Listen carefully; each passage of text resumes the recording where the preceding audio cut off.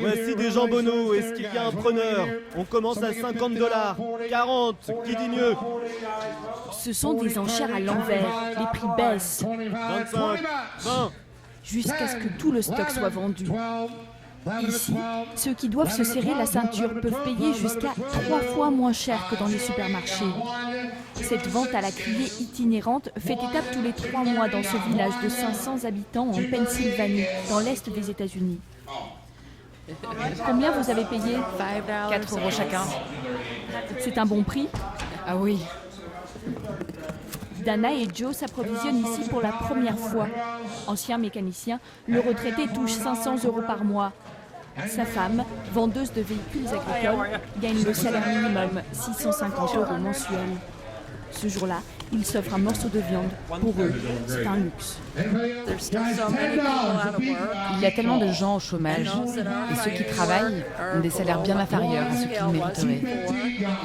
S'il n'y avait pas ces enchères, nous serions en train de demander de l'aide pour nous nourrir aux associations caritatives. Des surgelés, mais aussi des conserves, des sucreries, des céréales, à partir de 1 €. Les produits sont achetés à bas coût chez des grossistes ou récupérés après la date de péremption. Kirk, commissaire-priseur depuis 25 ans, a imaginé ces enchères d'un nouveau genre au plus fort de la crise. À cette époque, les objets comme les micro-ondes ou les grille-pains ne trouvaient plus preneur. Les gens ne pouvaient plus dépenser que dans l'alimentaire. Aujourd'hui, ils n'arrivent pas à payer leur crédit immobilier, les mensualités de la voiture, les études de leurs enfants. Alors tout ce qu'ils économisent ici en achetant moins cher leur permet de consacrer cet argent à d'autres choses. Comme tous les Américains, Joe et Dana subissent de plein fouet la hausse des prix. L'essence a augmenté par exemple de 12% en 2 mois.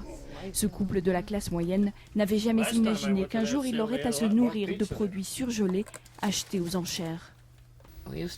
Avant, on avait de nombreux meubles anciens, mais on a dû les vendre. Puis on s'est défait de la caravane. Et dans quelques semaines, on vendra nos chevaux. Il faut vraiment nous limiter aux dépenses de base. Depuis leur création en 2006, ces enchères alimentaires ont été lancées dans 9 autres États. Aujourd'hui, 46 millions d'Américains vivent sous le seuil de pauvreté. Le pouvoir d'achat et l'économie sont les préoccupations principales des électeurs lors de cette campagne.